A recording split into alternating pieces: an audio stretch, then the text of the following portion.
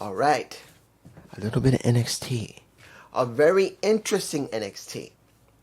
Got a couple of things that are different. Few things that are predictable. Very predictable. I'm going to make this clear. The ending of the show with the Underground is a big question mark. Very interesting how it's going to play out. And I'll explain in a minute. But let's start. First thing, two things before I even get started. One, Dory Funk Jr. has passed away. Sadly. Now, I'm going to say this. I didn't watch Dory when I was a kid, but I knew of Dory when I got older. And you could say a lot about Dory. There were some people that said that he was very boring. There were other people who said that his style was dry. Others said he was the best that ever was. That's the truth. I'll say this. He was a little bit of everything. He wasn't one of the most charismatic guys. He was a downright wrestler. He wasn't one of the most flashiest guys, but he got the job done and got it done well. Yes, he was the son of a promoter, just like Terry. But both of them made their own mark in wrestling, particularly after Dory retired and he opened up his school and made sure that the best wrestlers can wrestle. He taught the best. Let's make it very clear. His school, even though he's passed, is going to stay open and it's going to continue training the new generations. But some of the best wrestlers, since he retired, he made it possible for what we have, at least when it was really good. Next, Brock Lesnar. I could leave this, but I'm going to say it. Brock finally announced on Pat McAfee's show he's retired. Now, I'm going to probably make a video about it. I'm just saying that I do know that Pat did do an interview with Brock, and he said he retired.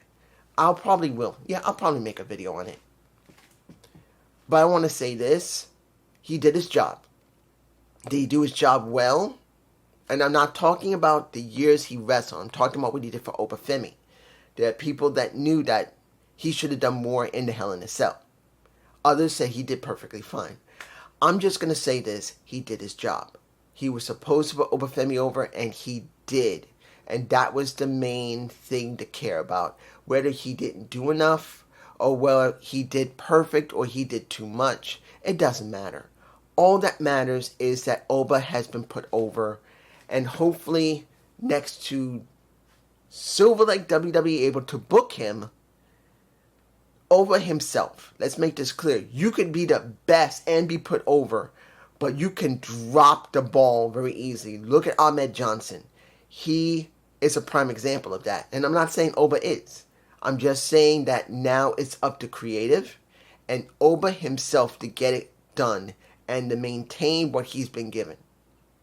Now, first match. Tag team match. Hale and Parker, a new tag team, versus Lakita Lyons and Carmen Petrovic. I'm sorry, guys. I'm sorry. Look, I'm not even going to talk much about this match. It's still going on between Parker and Natty. I know it. It's still a situation, and now Thea Hale's involved in it, particularly when, after the match, the beatdown, and both Thea as well as Jada was able to avoid getting coldly beaten up. But let's make this clear. Lakita needs to leave. I'm sorry. Let's make this clear. Yeah, do I like Lakita Lyons? Yes, of course. Do I love Lakita Lyons? Of course I do. She's no better than Soruka. I love Soruka. Even though I haven't been watching her on Raw, I still love her. But I also know that she had been screwing up lately, and now we hear that she hasn't been able to handle the pressure of Raw and the demands of travel, supposedly. Supposedly. There could be more to it, we don't know. But here's another person that I really do love, that is a good wrestler, that in many cases have been able to at least make the gimmicks work, and who is a good wrestler. She has charisma. Yeah, she's a well-built woman with a nice pair of tits and ass, and a gorgeous face. Yes. But for all the years she's been there, she's been consistent. Yes, they're going to, and I know people are going to say, dude, she's been injured multiple times and had to go out multiple times. Yes. And this is the reason why I say this again. Nikita needs to leave. They don't seem to have any stock in her except to put people over. Let her job. Yeah, they gave her the Evolve title only because she's working with Natty and they believe that someone had to hold it. If it's not her, it's Carmen. I believe Carmen will probably get that title next. And they'll probably let Carmen hold it longer than Nikita Lyons will. That's the truth. I'm telling you right now. She was just the one they just chose randomly, probably, to get the Evolve title and put people over. She's a jobber now. And honestly, I just don't agree with it. She just needs to leave. Moving on. Next match. We have the Speed title. I didn't agree with this. And I still don't. Ren Sinclair versus Zarya. If Ren wins or retains her Speed title, she gets a title shot at the North American Championship. I'm sorry. I just don't agree that she had to do that. She didn't need this type of match. Zarya. She didn't need it. They weren't going to give her a double championship, and I knew that Ren Sinclair was going to be her next opponent. I knew it. I even probably said it last week. That is a good possibility that Ren was going to win and Zarya has her new opponent. And that's a problem because that's lazy booking. Lazy. They're not writing for her. They're letting her look dominant, but they're not writing stories for her. The story they had with her and Soruka, it looks like that's it. And that's disappointing. She should have an opponent that the story could be built properly. Not just thrown at her because they don't really have any ideas and they throw their hands up in the air. I don't agree with it. Moving on. Next match. Let's make this clear. Did I care about Varsity Project? Did I care about Banner and Barnes and Smokes? No. No, I didn't. Do I believe they're both charismatic? Yeah. Do I believe they're good wrestlers? Yeah. But did I care about them? No. They're in a faction. The faction's more important than Smokes or Baron. I'm just being honest here. It's not that they can't get it done by themselves. But to be honest, I think they should have got it done by themselves and they should not be part of Vanity Project. They need to be separated from Drake and Inwood. What am I calling her? Inwood? Ironwood. I believe that's her name, Ironwood. And I'm being honest here. It just feels like them losing it is not going to hurt them. Because they're not really considered much. Drake is. Ironwood is. But those two are not. And the two that won it were the two that eventually was going to get it because they had a story. And that is Miles Bourne and the finally happy Tavion Heights because he finally got a title. And he said, if I didn't have a title, I don't know what I'm going to be doing. And Miles made it very clear, look, we are going to win it. You will finally get what you deserve and you earned. And look what happened. A good match, but in the end, it happened. It was done. They're now champions. Question is, what does this mean for them? What does this mean for Vanity Project, particularly now that Bourne and Smokes don't have the titles? This is where it gets interesting for them. Are they going to write something for them, or are they just going to make them do a rematch and them just complain like little bitches while they're in Vanity Project, begging for another title match, losing again, and then begging for another one, losing it again? That's what it feels like. But this is just me, you guys, something below. Next match. And also, I was thinking of calling Bourne and Heights, guess what? B&H. Why not? I know it's copyrighted, but I think I'll call them that. B&H. I'm calling them that. Next match. We have Carver versus EK. Something is missing. Now, mind you, they're trying to say that Carver might have just changed his mind and turned a different leaf. And they could be writing for that. It is obvious they're trying to do a swerve or something. Swerve strictly. But Carver was calm, collected, didn't try to just act over-aggressive or vicious. In fact, he almost hit into Booker T and he said, hey, I'm sorry. I almost hit you. I'm sorry. And EK, he nailed Carver and checked on Booker T, and Booker T was willing to go, I'm fine, boy.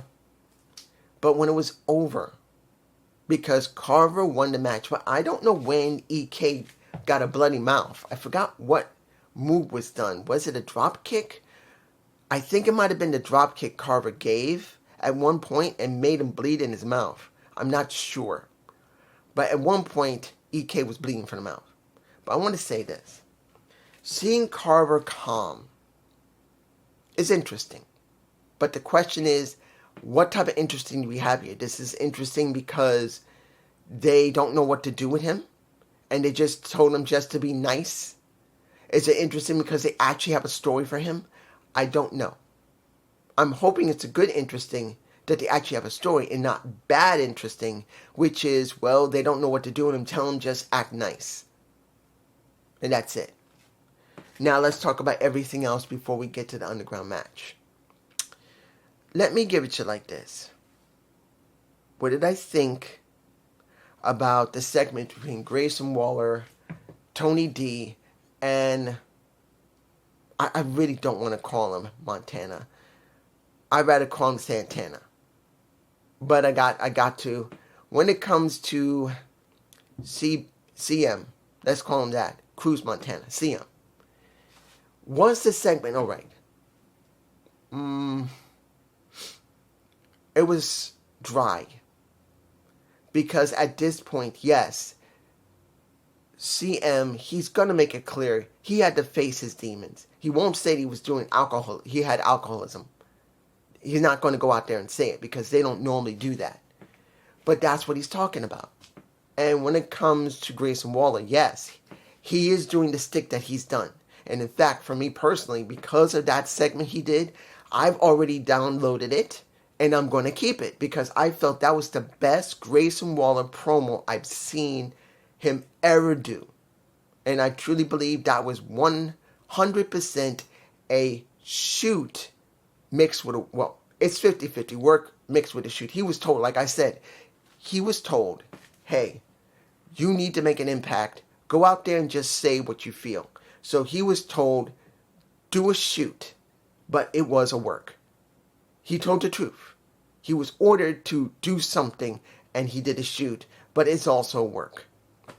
But here, it should have been more focused on Grayson Waller, and Montana, I just don't believe. I know I just said Montana said CM, but I'm just like, they're going to rush this. Look what's going on already. Number one contendership. Why is CM already getting a number one contendership match with Grayson Waller? Why? Why are they rushing again? They've done this so many times. I hate it. I despise this. Look who's done this. Ethan Page, Ricky Saints, Neriku. Then they did this with Stephanie Vakir. They've done this with Julia. The only one they didn't do it with, guess what, was Zarya, and she's North American champion. I hate that they keep doing this. I don't want to see new people coming in and getting a shot like this. And I know I'm missing someone else that actually was going in there. I think it was Rook? No. Kem Hendricks. And I'm like, I don't want this. I don't. But this is what they're doing. Let's move on. Next, the segment of Reign, Spears, Niku, and Izzy Dane. Let's make this clear. I knew they were going to have a match. And now we're getting a match. The question's going to be, what does this really mean for Izzy Reign and let's make this clear. I still think they're going to fire Izzy Reign. They're going to release her. And I just don't think she's going to stay long. I just don't. So Nico's going to be fine. I think he's not going to get fired. I don't believe so. I mean, released. I don't think he's going to get it. But I do believe with Izzy, who wasn't wearing a bra. Mind you, she decided to go braless. One of the rare times you see booby, curvy, and nips. I'm not saying that's wrong. I'm not saying it's right. Sometimes women will do this in pro wrestling. Either they didn't think about it, or they legitimately did it on purpose to get more interest in them. It does happen. But I don't know what Izzy's going to do. I don't. I don't know what's going to happen after this match. Because after this match, of course, she's going to still be fighting with Lizzie. But in the end, there's got to be more. And that's going to be the big question. Okay, what am I forgetting here? The last match. If I'm forgetting anything, I'm sorry. Underground match. Kendal Gray versus Lola Vice. I could easily say if the injury didn't happen, this would be a handoff. Because that's what it feels like. When it comes to Lola, I think she's reached a point where she's ready to go to the main roster. This is what I think. That they may give her a break, and then she will appear on the main roster in the next couple of months. This is what I think is going to happen. She has now been beaten in her signature match that she has claimed for herself. And if what happened after with Kendal had not happened, I believe she is going to move to the main roster, and Kendal would take that as her underground match because she's now beaten Lola. And that's one of the rare times that Lola would do a underground match on the main roster, which I don't think they ever will. But you get my point. Lola, I feel, is done. But now she might not be. Because of what happened to Kendal. If you did watch it, you saw that when Kendal wanted to kick Lola, she grabbed her. And I don't believe Lola measured correctly. Or better yet, Kendal didn't measure correctly how far away she was from the steel steps. And when Lola, who should have noticed that she was a bit too far away from the steps, and worse yet, Kendal, who wanted to do it initially, when she fell, supposed to fall on the steps, she hit her head. Somehow she hit her head here or here, somewhere on her head, where it hurt her on the right side, and her right ear started bleeding. You could see not only the initial fall, because I had to take a couple of shots to see if I can get it correctly, the best possible angle. Then you started seeing blood pour from her right ear, and you could tell this was not a work. This was real. She legitimately got hurt. As they were checking her, they were literally wiping the blood from her earlobe because it was pouring out of her ear. So there is a possibility she has a perforated eardrum, but also she could have a concussion because she was grabbing at her head quite aggressively. Next to her jaw, she was also grabbing her head multiple times. Eventually they had to wrap her head up, which they were taking too long. Kendal wanted to do the match. She said she'd do it herself, which she did, got into the match, and kept going. And I will give this to Kendal. Don't think I'm not saying that Kendal didn't bust her ass in that match along with Lola. I know Lola must have went, oh fuck, what did I do? I know Lola was a professional. She kept her composure and kept in character. But I know deep down, Lola Vice had to go, oh my God, what did I do to this girl? That's what's in her head, not mine. Her head, oh my God, what have I done to this girl? What did I do to my possible, they could be friends, and might have really hurt her. And then when she got back into the ring and kept continuing the match to try and keep it going, she had to be thinking, I don't want to do this. I don't want to hurt her anymore, but I got to make the match look good. I got to make the match look real. If she can keep going, I have to make it look as real as possible if this was like a steel cage MMA fight or amateur wrestling match. Because in the very beginning, that's how they tried to play it. Kendal tried to do amateur wrestling, which she is well trained. Lola tried to do actual MMA grapple. And since she is a grapple expert, because she used to be in MMA, she made it mostly look real, which was no problem. It was once Kendal whacked her head and her ear started to bleed that anyone else would say, end this match. And I won't lie, I was one of those people thinking, oh, they shouldn't have kept this match going. She should have just been done. But since Kendal was still able to function enough to get it going, even though she was actually disorientated for most of that match, you could tell that wasn't a work, guys. That was legitimately her off balance. She could not balance herself 100% correctly. She is a natural wrestler. She's been wrestling for years, so her instincts kicked in how to be able to function, and being a pro wrestler now, it translated into that. So she managed to get an armbar, and I believe I got a shot at that. And then she won. They bowed, they hugged, Kendal kissed Lola, and then that was it. But here's what's not going to be shown yet. Is she going to keep it? Because if she has a perforated eardrum with a possible concussion on top of it, she's done. Until she recovers, she is not going to be the champion. They will have to strip it off of her, and they will have a tournament. And that's where it's going to be a big question what's going to happen now with Lola Vice.